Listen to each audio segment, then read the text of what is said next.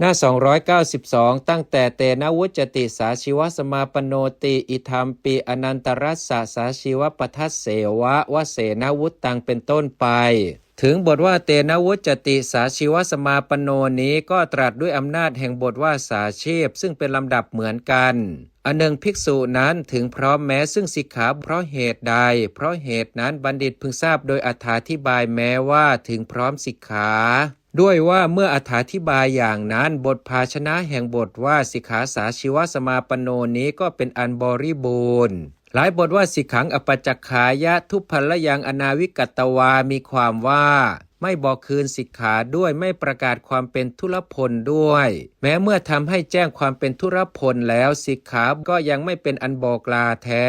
แต่เมื่อบอกลาสิกขาแล้วความเป็นผู้ทุรพลก็ย่อมเป็นอันทำให้แจ้งด้วยเพราะเหตุนั้นด้วยบทว่าทุพพลยังอนาวิกัตตวานี้จึงไม่ได้เนื้อความพิเศษอะไร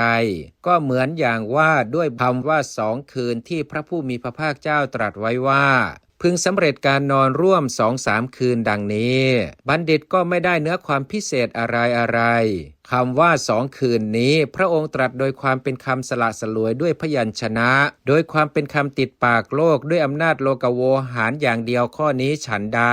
แม้คำว่าไม่ได้ทำให้แจ้งความเป็นทุรพลนี้ก็ฉันนั้นบัณฑิตพึงทราบว่าพระผู้มีพระภาคเจ้าตรัสโดยความเป็นคำกล่าวสะดวกโดยความเป็นคำสละสลวยด้วยพยัญชนะโดยความเป็นคำติดปากโลกอีกประการหนึ่งพระผู้มีพระภาคเจ้าย่อมทรงแสดงธรรมพร้อมทั้งอัดทั้งพยัญชนะเพราะฉะนั้นจึงทรงอัดให้ถึงพร้อมด้วยบทว่าไม่บอกคืนสิกขานี้